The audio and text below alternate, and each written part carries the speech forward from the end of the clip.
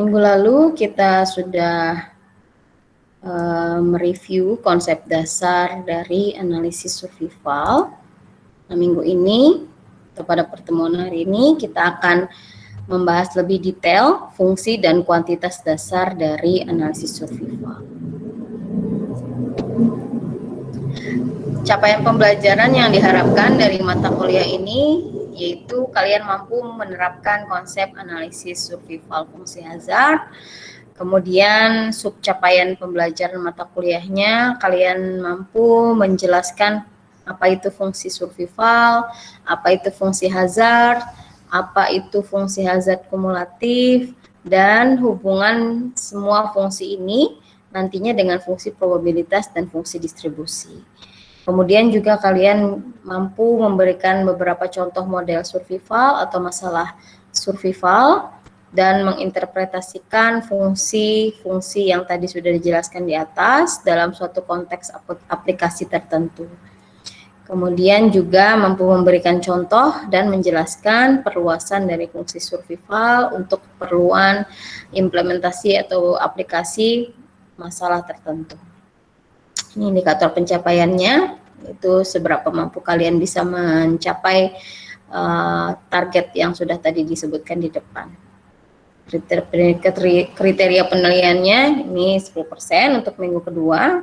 Nanti akan ada review materi, latihan soal ya, yang nantinya akan kalian kerjakan satu soal satu orang berdasarkan kelompok yang sudah saya bagikan dalam list partisipan. Nanti kalian bisa lihat di simarinya.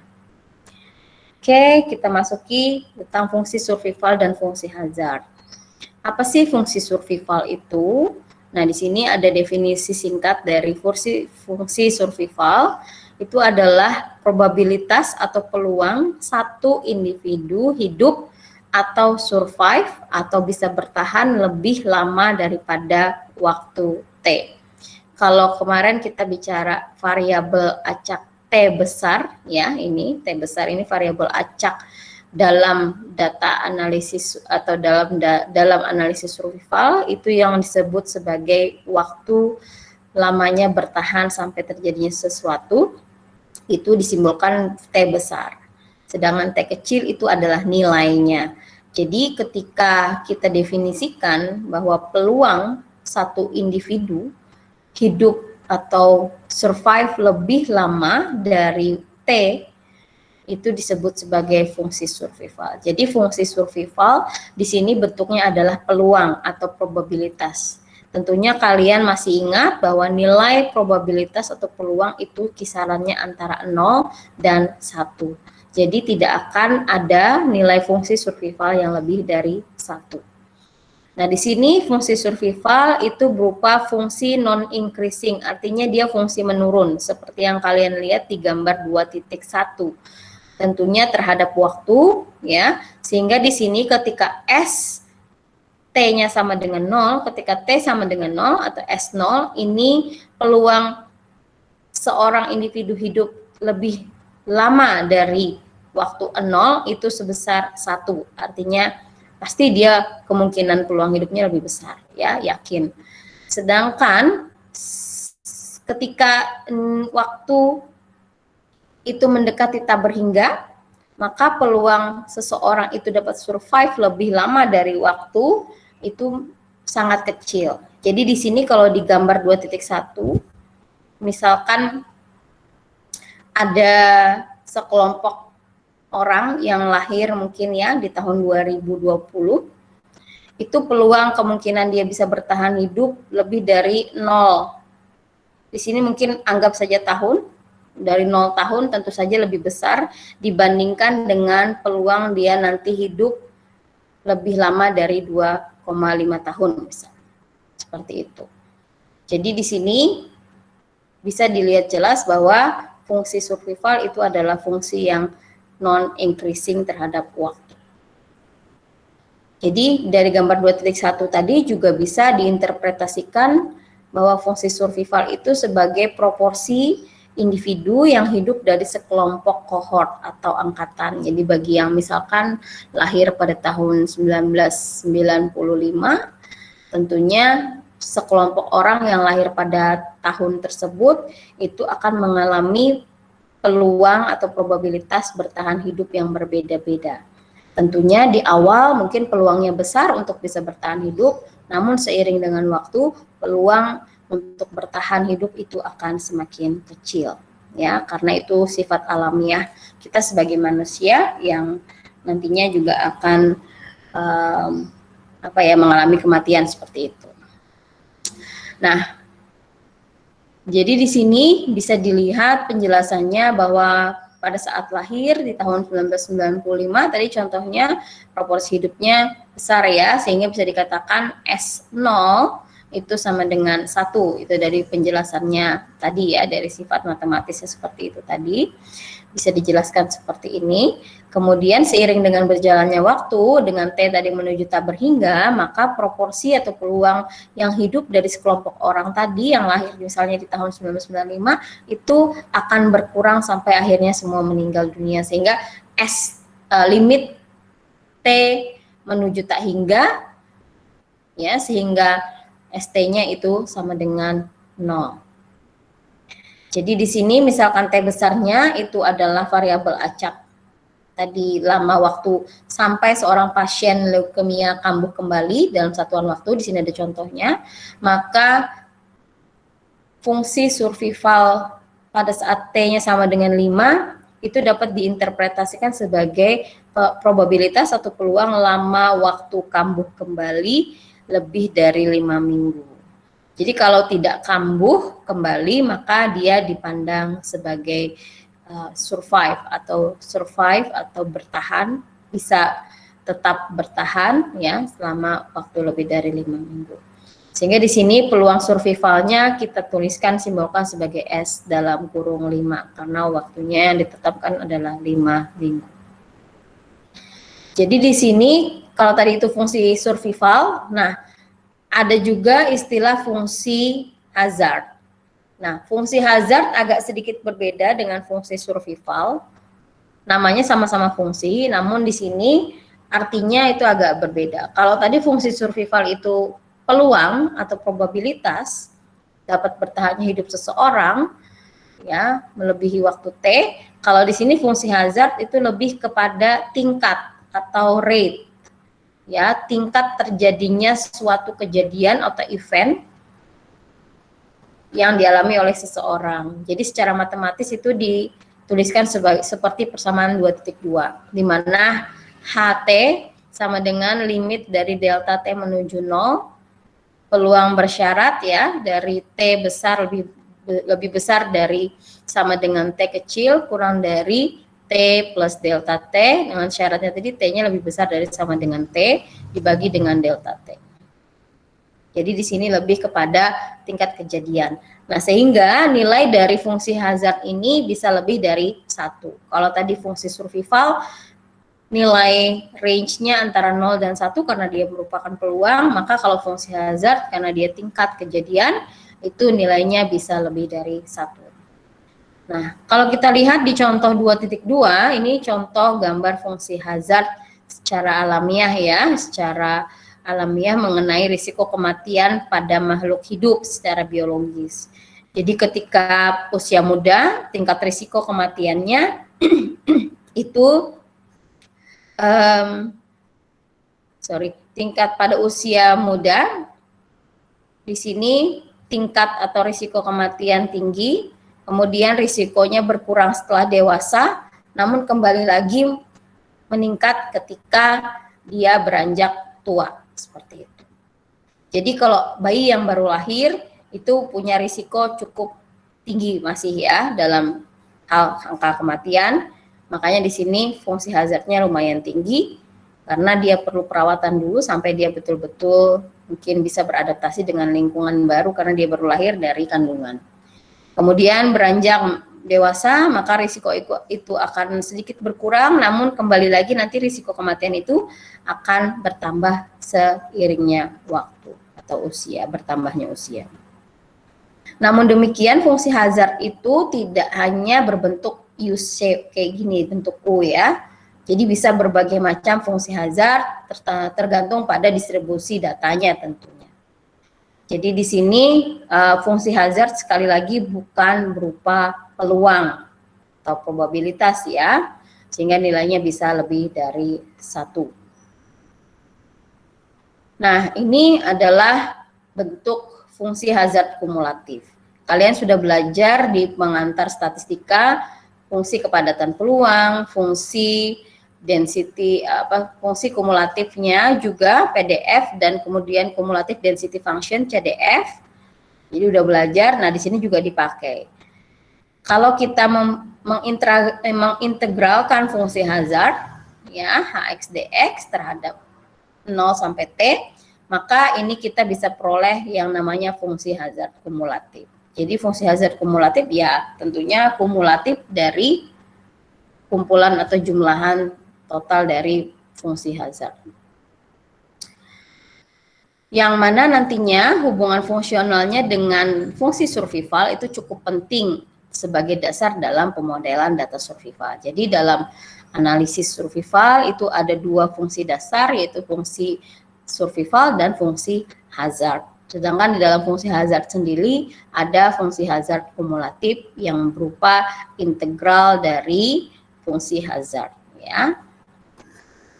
Jadi di sini fungsi survival ST, fungsi hazard HT, H kecil T ya. Kemudian fungsi hazard kumulatif H besar T, dan FT, fungsi kepadatan peluang, itu merupakan fungsi yang bergantung pada waktu T. Karena sifatnya kita mengamati kejadian dari waktu ke waktu. Nah, di sini kemudian kadang diperlukan fungsi yang hasilnya berupa nilai waktu T dengan diberikan peluang atau kuantitas yang lain. Jadi kalau misalkan dalam menghitung nilai median atau nilai tengah ya pada saat T 0,5 itu dinyatakan sebagai median, maka fungsi survival pada saat T 0,5 itu sama dengan 0,5. Kenapa jadi 0,5 atau setengah? Karena nilai dari fungsi survival sendiri antara 0 sampai 1 ya. Jadi di tengah-tengahnya nilai tengahnya adalah setengah atau 0,5. Sini ada juga fungsi kuantil ya, yang mungkin bisa digunakan juga. Nah, kuantitas lainnya yang penting itu adalah nilai min dan variansi dari variabel acak T tadi yang berupa waktu. Yaitu kalau ekspektasi atau rata-rata atau nilai min dan dari variabel acak T itu tidak lain adalah integral dari fungsi survival ya terhadap waktu dari 0 sampai tak hingga. Sedangkan variansinya itu berupa 2 kali hasil integrasi selisih antara waktu dikali fungsi survival dikurangi kuadrat dari ekspektasi T-nya. Ya, ini adalah beberapa satuan penting yang ada nanti dalam analisis survival. Semua ini sudah kalian pelajari di pengantar statistika. Nah, di sini akan kita lihat nih hubungan antar fungsi-fungsi yang kita kenal tadi ya, dari beberapa ya, ada fungsi survival, ada fungsi hazard, ada fungsi hazard kumulatif, ada PDF yang F kecil T, kemudian ada CDF juga. Nah, di sini kalau kita lihat hubungan yang pertama itu fungsi survival dapat diturunkan dari distribusi kumulatif FT sebagai berikut. Jadi di sini fungsi survival bisa dihitung dengan mengurangi fungsi kepadatan kumulatif FT ya dengan 1 dikurangi FT itu dapatlah ST. Sedangkan fungsi hazard itu dapat ditulis sebagai rasio antara fungsi kepadatan peluang FT dibagi dengan fungsi survival. Jadi di sini yang persamaan 2.9 ini menggunakan definisi fungsi densitas bahwa limit delta T yang menuju 0 maka peluang T lebih besar dari sama dengan T kurang dari T tambah delta T dibagi delta T itu sama dengan FT. Jadi ingat kembali definisi dari fungsi kepadatan peluang FT ya, sehingga bisa diperoleh seperti ini. Karena kalau kalian lihat tadi di awal bahwa fungsi hazard itu seperti ini ya definisinya, dia limit delta T menuju 0, peluang bersyarat T lebih besar dari T lebih besar dari T, kurang dari T tambah delta T dibagi delta T. Jadi yang di atas ini itu sama artinya dengan definisi PDF, fungsi densitas, ya, FT. Sehingga kita bisa ganti dengan FT, ya, dibagi dengan ST, karena tadi ST 1 min FT. Atau ini penjelasannya seperti ini bisa. Jadi karena fungsi Hazard tadi seperti ini, dibagi dengan delta T, ya, dan delta T itu sendiri itu tadi bagian dari definisi fungsi densitas, sehingga peluang T lebih besar dari sama dengan T kecil kurang dari T plus delta T, ya, dibagi dengan delta T itu sama dengan FT, sehingga bisa dituliskan seperti ini.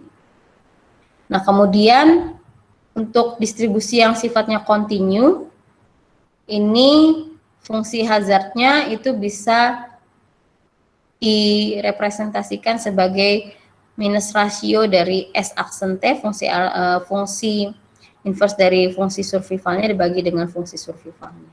Atau juga menggunakan log fungsi survival per dt.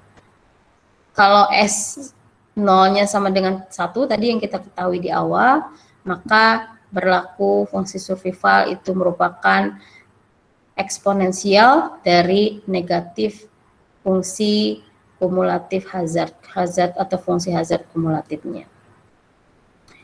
Ya, atau bisa dibalik bahwa fungsi hazard kumulatif itu sama dengan minus log dari fungsi survivalnya. Jadi di sini kita juga bisa memperoleh hubungan antara fungsi densitas ini PDF dengan fungsi hazard HT dan fungsi hazard kumulatif H besar T di persamaan 2.3. Ya.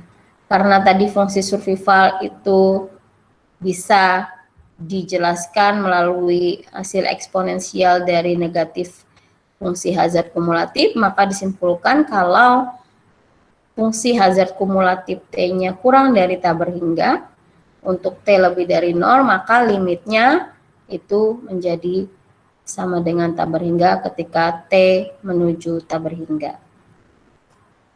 Ya. Jadi di sini kalau kita mengetahui fungsi hubungan antara fungsi variabel random survival atau T-nya tadi, ya.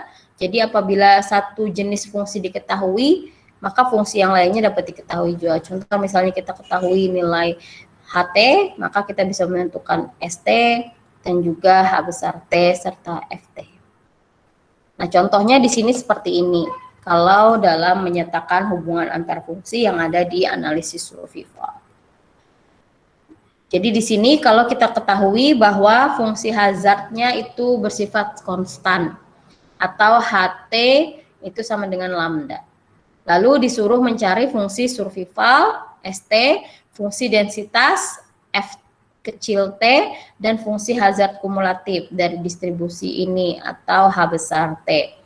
Maka kita bisa tuliskan seperti yang ada di layar ini, bahwa HT sama dengan lambda, dan menggunakan hubungan fungsi hazard kumulatif HT besar ini sama dengan integral dari HT kecil atau dari fungsi hazardnya, ya, dari 0 ke T, maka kita bisa dapatkan ini HT ketika T-nya dari 0 sampai T, maka diperoleh ini lambda T.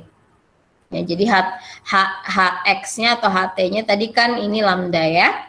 Sehingga lambda dx itu kalau diintegralkan menjadi lambda T ya. Karena ini diintegralkan terhadap X, lambda X. Kemudian dengan batas 0 sampai T, maka kita substitusikan nilai X-nya T sampai 0, maka dapatlah lambda T. Ini kalian sudah dapat juga di kalkulus. Cara mengintegrasikan, tolong diingat lagi ya. Jadi di sini, kemudian setelah kita tahu, tadi kan yang diketahui cuma fungsi hazard ya, lalu kita bisa menentukan fungsi hazard kumulatifnya berupa lambda T. Nah, lalu kita juga bisa menentukan fungsi survivalnya, yaitu tadi kita tahu fungsi survival itu adalah eksponensial dari negatif fungsi hazard kumulatifnya. Dan juga kita bisa hitung fungsi densitasnya atau FT yang berupa hasil kali dari fungsi hazard dan fungsi survivalnya. Di fungsi kepadatan peluang tidak lain adalah perkalian dari tingkat kejadian dikalikan dengan peluang survive-nya seseorang. Sehingga diperoleh seperti ini fungsi survivalnya, ya, eksponensial negatif lambda T, dan fungsi kepadatan peluangnya adalah lambda dikali eksponensial minus lambda T. Nah, di sini distribusi yang sifat fungsi hazardnya konstan, ya, atau distribusi ini, distribusi FT yang ada eksponensialnya ini memang kelihatan sudah berupa distribusi eksponensial, ya, yaitu distribusi dengan fungsi hazard yang konstan tadi, sehingga distribusi sebuah fungsi hazard yang konstan itu berupa distribusi eksponensial. Nah, lalu di sini dalam pemodelan survival itu fungsi hazard mempunyai kelebihan dibandingkan dengan fungsi survival ataupun fungsi densitas. Jadi terutama di sini terkait kondisi bersyarat karena observasi ada yang terpotong, artinya ada yang sensor kiri dan kanan, ya. Seperti yang kita ketahui minggu lalu, ada sifat data survival yang tersensor kiri dan kanan.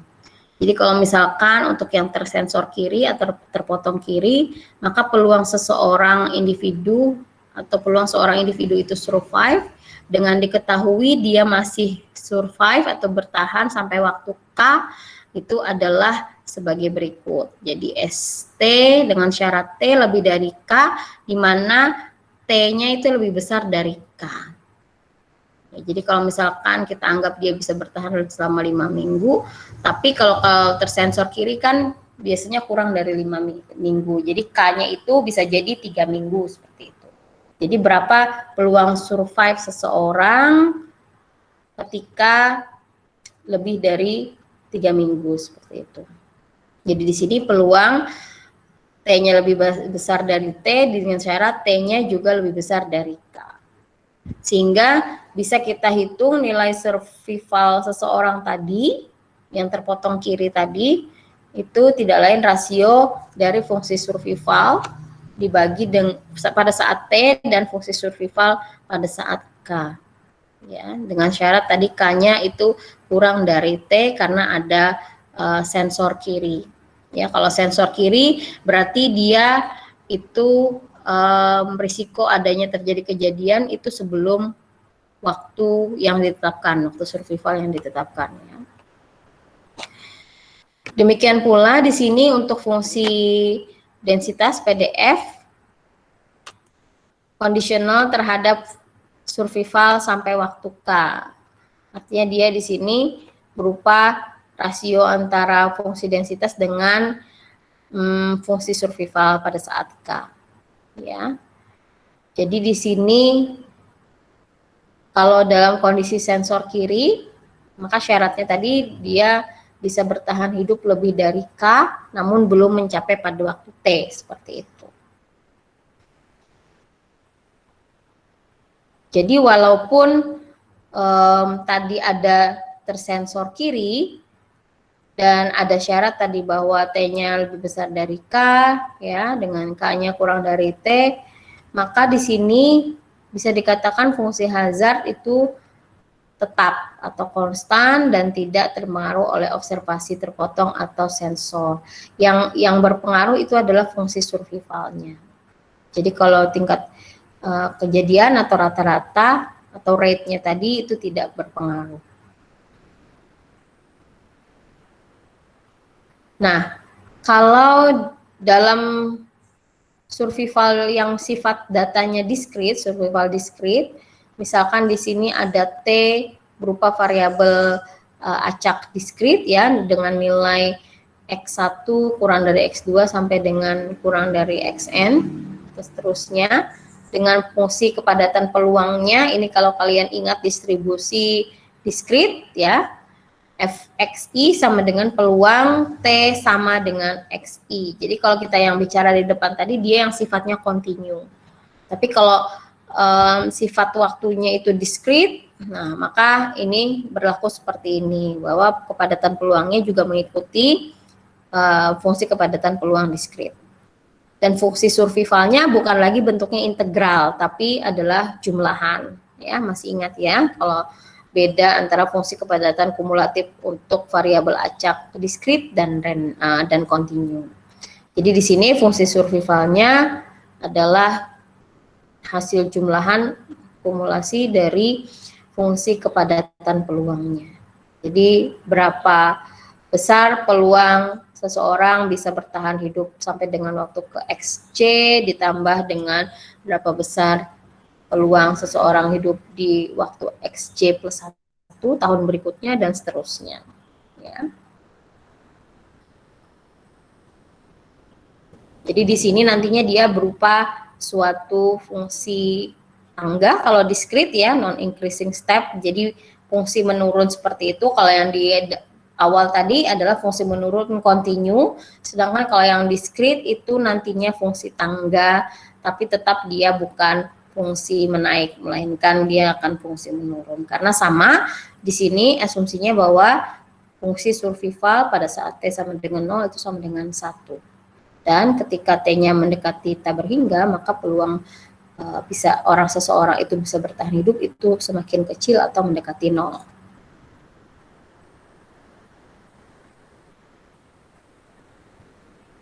Ya, jadi di sini fungsi hazard sendiri pada saat nilai variabel acaknya itu diskrit ya diberikan sebagai berikut. Ini ada HXJ itu sama dengan peluang T sama dengan XJ dengan syarat T besarnya lebih dari sama dengan XJ. Sama hubungan antara fungsi hazard dengan fungsi PDF ya, kepadatan peluang dan survivalnya. Jadi tidak lain fungsi hazardnya adalah rasio dari fungsi kepadatan peluang dibagi dengan fungsi survivalnya.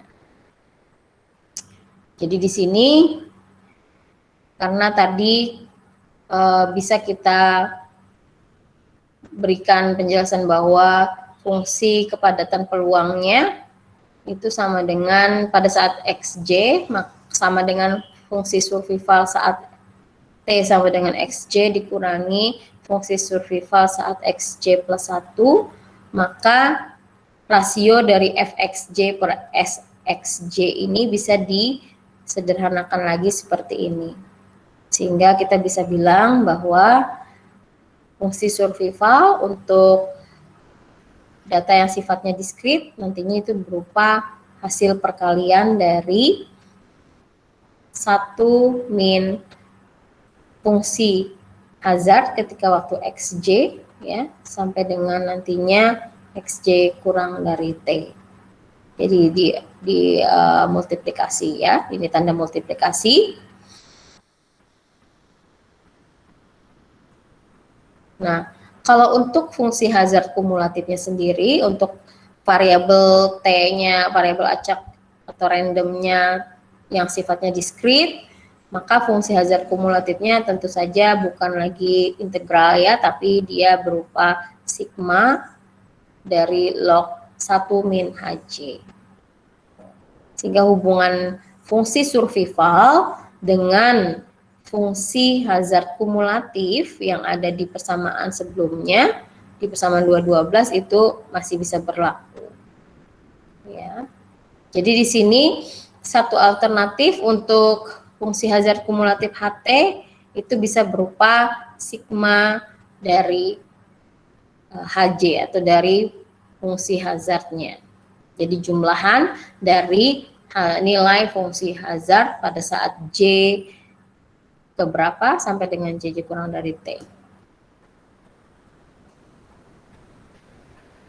Nah, di sini ada contoh, kalau misalkan variabel acak survival diskritnya itu T mempunyai fungsi kepadatan peluang atau FT, sama dengan peluang T sama dengan K itu sama dengan sepertiga, di mana K-nya 1, 2, dan 3.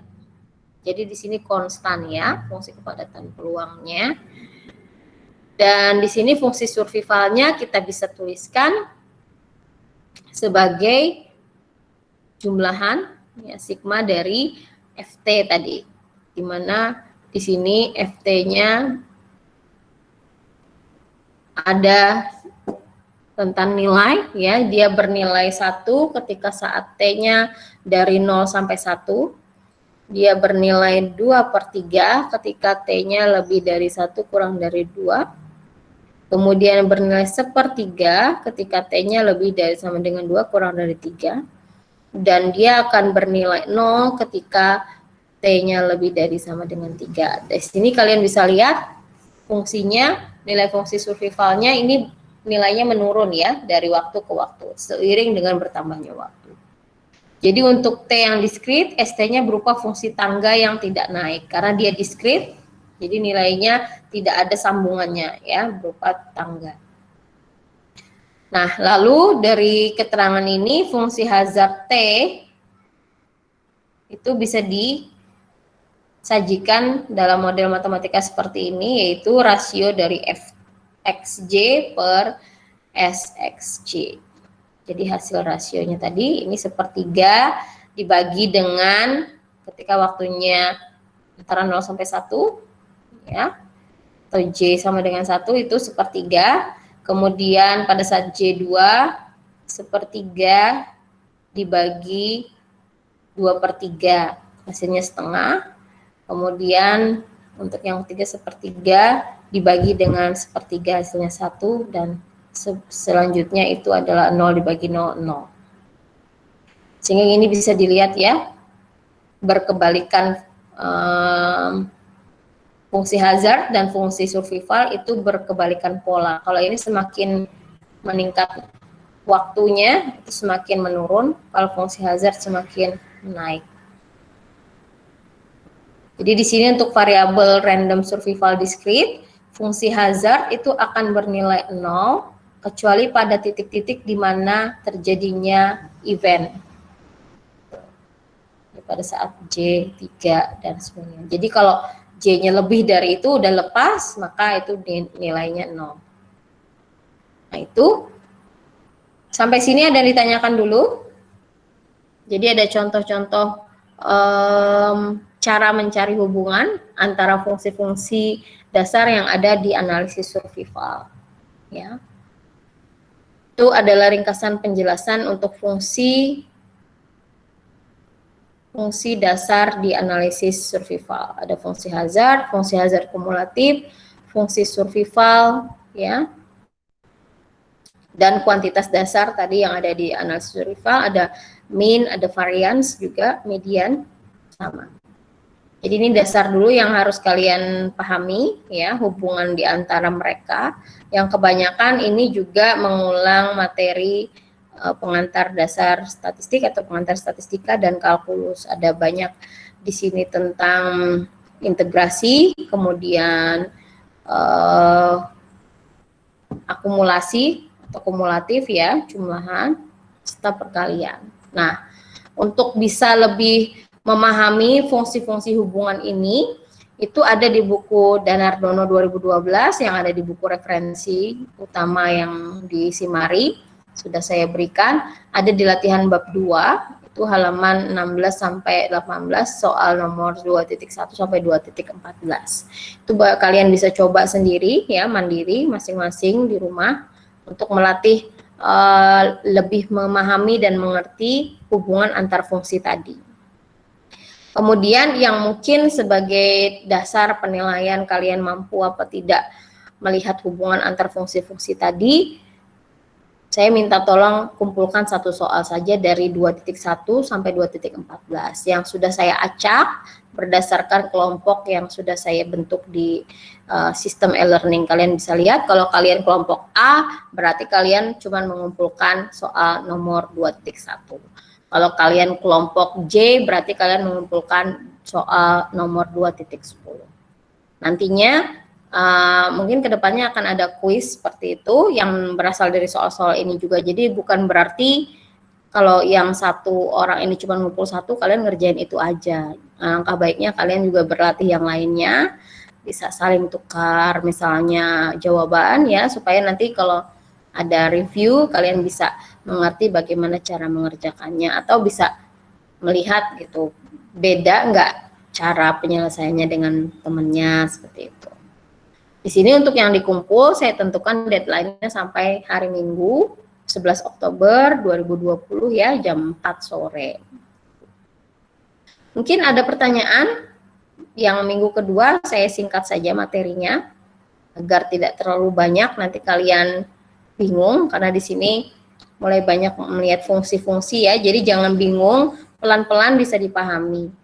Ya, sama seperti ketika tadi di awal kita melihat bahwa fungsi survival itu adalah fungsi menurun karena logikanya memang benar ya. Jadi kalau orang itu lahir di tahun 2020 maka dia masih punya peluang hidup lebih dari 0 bulan atau 0 tahunnya itu besar.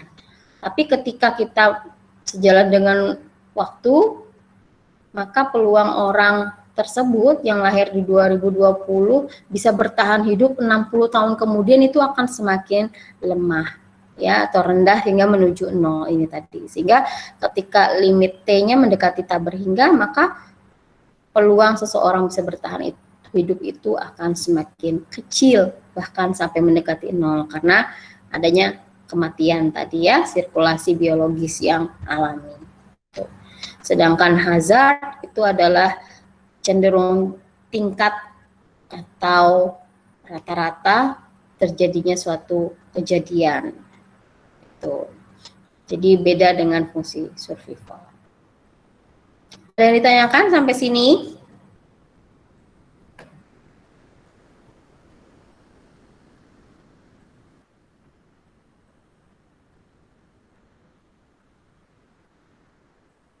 Nanti bisa kalian gunakan sisa waktunya untuk melatih soal-soal. Tadi sudah ada contohnya ya. Jadi kalau untuk melihat atau menghitung fungsi survival sama fungsi hazard, kita bisa hitung berdasarkan contoh soal tadi, kita bisa cari hubungannya seperti itu. Nah, kalau misalkan saya boleh share, ini ada di buku yang Danardono itu. Sebentar. Ini soalnya seperti ini, yang di A.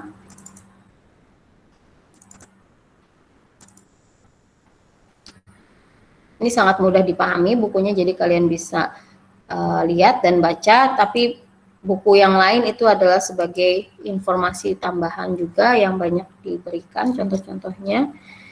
Jadi di sini itu di bab 2 latihannya ada beberapa soal. Nah, ini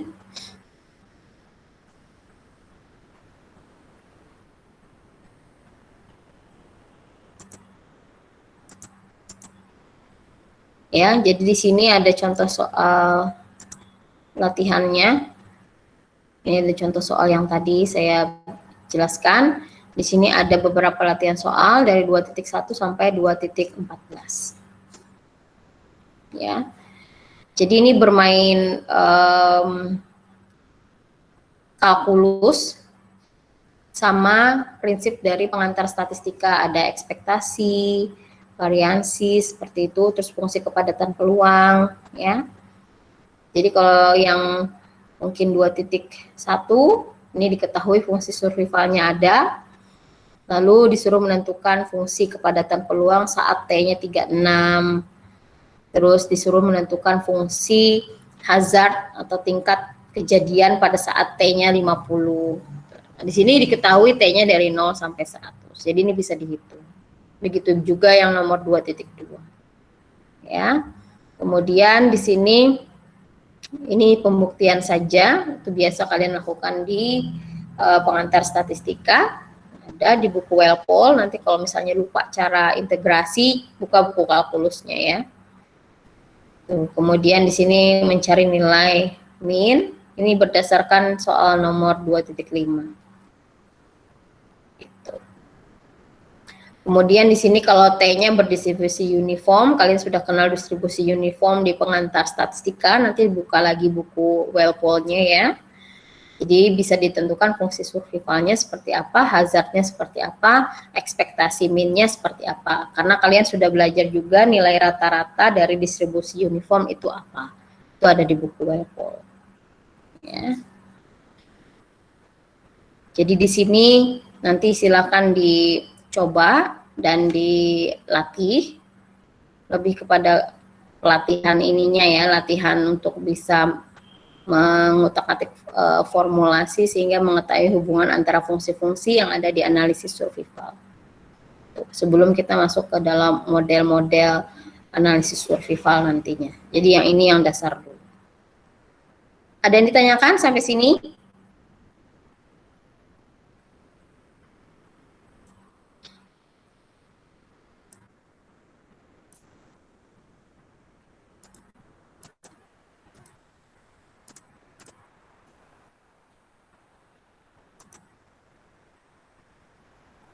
Ada pertanyaan?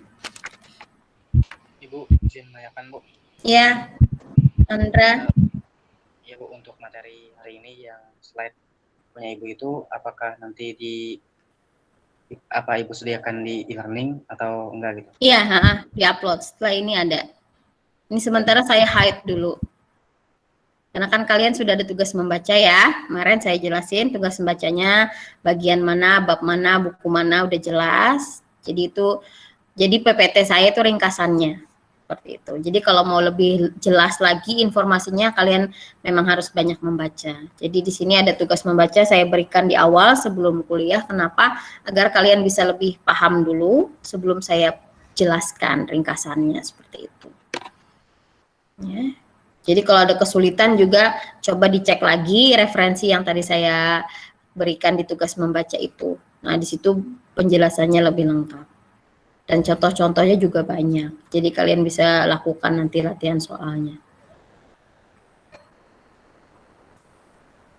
Ada lagi, nanti yang review itu juga ada di e-learning ya. Misalnya kelompok A, tugasnya yang nomor 2.1. Kelompok yang J, jadi nanti lihat di nama kalian tuh masuk kelompok mana gitu. Jadi soalnya yang itu aja, satu aja. Yang dikumpulkan wajib satu orang satu aja, tapi tugas mandiri di rumah kalian wajib utak-atik sendiri ya, soal-soal nomor 2.1 sampai 2.14 tadi. Gitu. Latihan ya. Latihan matematisnya, ini jadi ngulang kembali kalkulusnya. Ada lagi yang ditanyakan? Jadi sambil mengerjakan itu sambil mengingat lagi definisi fungsi kepadatan peluang itu apa, fungsi hazard tadi apa, fungsi survival tadi apa, sambil membayangkan terus sambil mengerti artinya tadi. Ya. Jadi kayak tadi fungsi survival, kalau dia T-nya sama dengan 0, maka peluangnya bertahan hidup seseorang lebih dari 0, itu pastinya lebih tinggi. Tapi ketika T-nya itu semakin mendekati tak berhingga, maka peluang hidup seseorang lebih lama itu akan mengecil. Ya, karena nggak mungkin orang hidupnya lama sekali ya, pasti akan meninggal seperti itu. Jadi itu logika dari fungsi survival yang dituliskan secara matematika tadi. Sehingga grafiknya pun grafiknya berupa fungsi menurun, bukan naik. Ada lagi yang ditanyakan? Ibu izin bertanya, Bu Ratna, Bu. Iya, Ratna, silahkan. Fungsi hazard kumulatif itu digunakan saat apa, Bu? Fungsi hazard kumulatif kalau dari istilahnya kan kumulatif ya. Jadi ketika kita mau melihat berapa misalnya total rata-rata atau tingkat kematian seseorang misalnya dari waktu 1 sampai 5 tahun. Nah, berarti kita harus menjumlahkan fungsi hazard di tahun pertama, tahun kedua, tahun ketiga, tahun keempat sampai dengan tahun kelima. Kalau tadi fungsi hazardnya itu sifatnya kontinu, maka dia berupa sebuah integrasi ya untuk H besar T-nya. Nah, tapi kalau yang diskrit itu berupa jumlahan sigma tadi. Jadi bisa dihitung fungsi hazard di tahun pertama, kedua, ketiga, keempat, dan kelima. Di total seperti itu. Kalau namanya kumulatif pasti dia akumulasi dari setiap individu fungsi hazard yang diketahui di waktu T. Makasih, Bu. Iya. Ada lagi yang ditanyakan?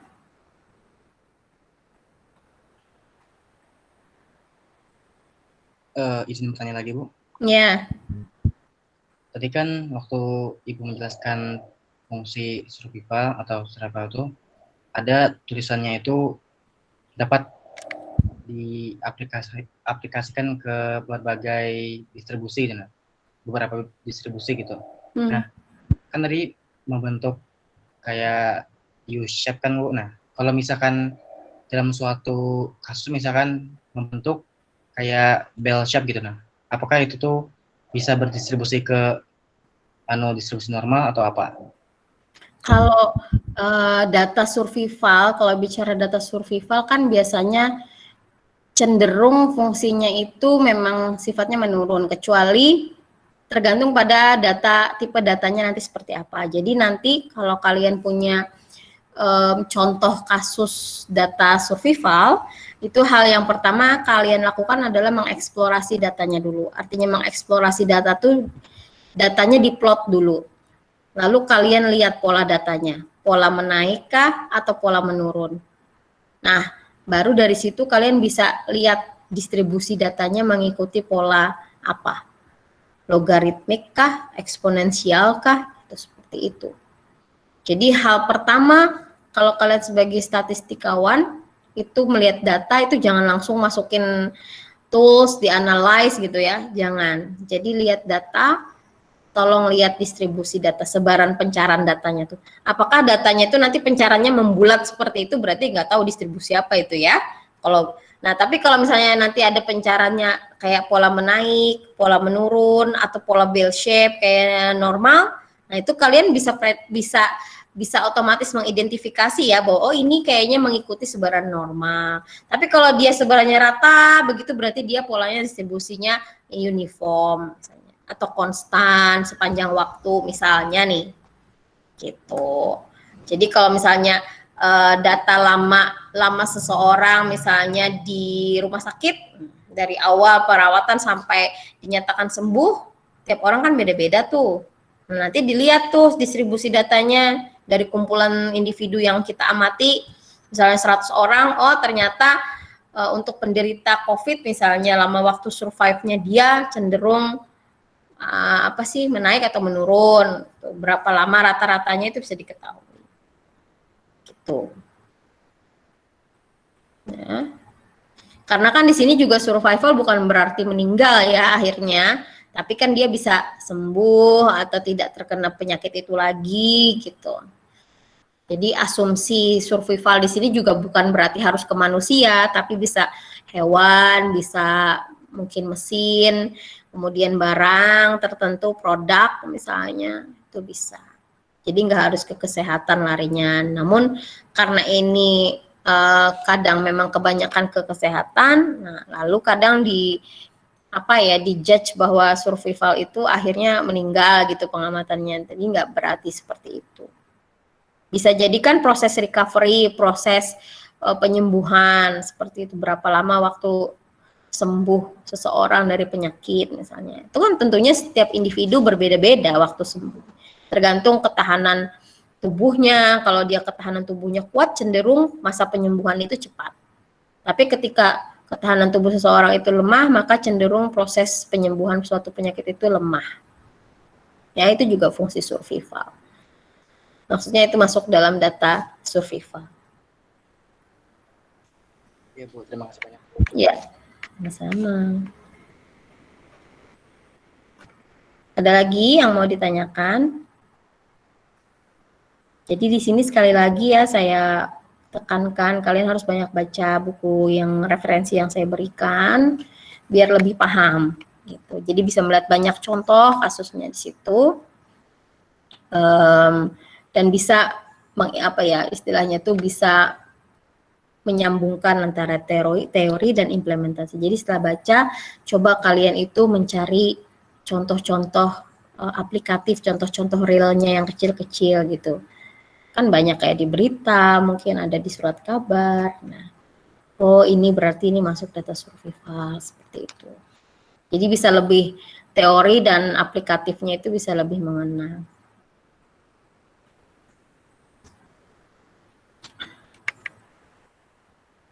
Jadi jangan hanya berpegangan dari PPT yang saya berikan, tapi malah lebih bagus ke buku yang saya berikan gitu ya. Jadi bukunya udah lengkap, tinggal kalian download aja, itu udah free semua. Jadi bisa jadi bahan kalian belajar di rumah. Ada yang ditanyakan lagi? Ibu, Ya. izin bertanya lagi. Fungsi tangga tak naik itu maksudnya gimana ya, Bu? Kenapa? Fungsi tangga tak naik. Fungsi tangga tak naik berarti dia tidak, polanya tidak menaik. Jadi kalau tadi fungsi survival yang diskrit itu kan berupa titik-titik gitu aja, karena kenapa dia tidak punya kurva mulus seperti continue, karena kalau diskrit itu antara nilai 0 dan 1 itu enggak ada. Jadi nilainya hanya di saat 0 atau di saat 1, tidak ada di antara 0 dan 1. Itu kalau sifat diskrit ya. Kalian ingat ya, variabel diskrit. Kemudian atau misalnya data diskrit dan data continue harus bisa bedakan. Nah, kalau continue, nilai dari variabel T besarnya tadi continue, waktu tadi itu sifatnya continue, berarti dari 0 sampai 1 itu ada nilainya. Karena sifatnya dia continue. Tapi kalau diskrit dia kalau nggak di 0 ya di 1 aja, di antaranya itu tidak ada nilai. Ya, sehingga fungsinya pun bersifat tangga. Kita bisa jadi malah dot titik seperti itu ya.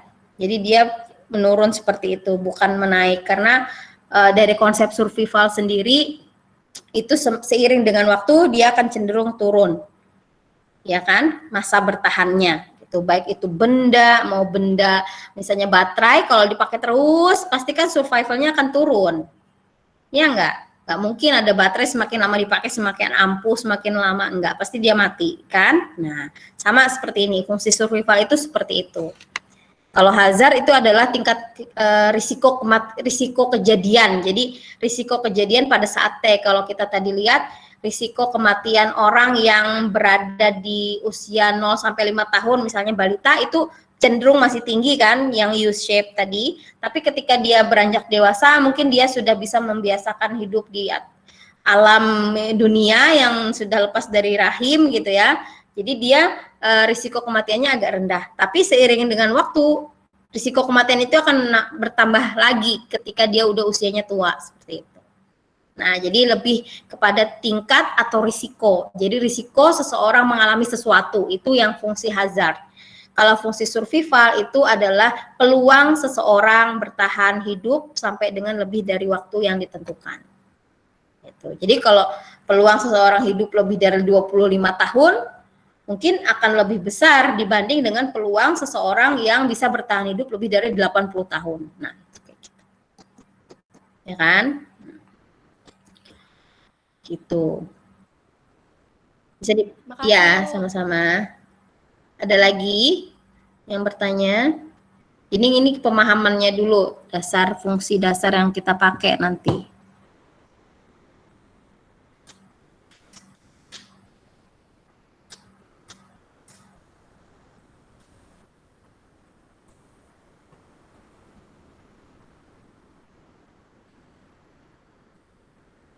Ada yang ditanyakan lagi? Silahkan, mumpung di sini, tanyakan aja dulu. Kalau perhitungan itu pasti bisa aja kalian menghitungnya, udah biasa di kalkulus ya, membuktikan dan sebagainya.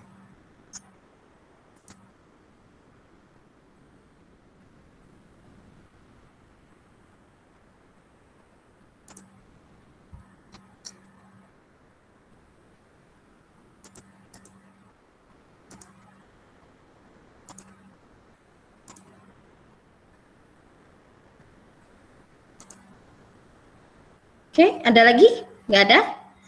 Kalau nggak ada pertanyaan, bisa kita akhiri perkuliahan hari ini untuk tatap muka, maksudnya ya, secara online. Sisanya kalian gunakan waktu untuk yang sesi offline, bisa mencoba-coba soal-soal tadi, terus yang utama juga satu soal yang harus kalian submit tadi ya, sebelum hari Minggu, pas pada saat tanggal 11 hari Minggu jam 4 sore.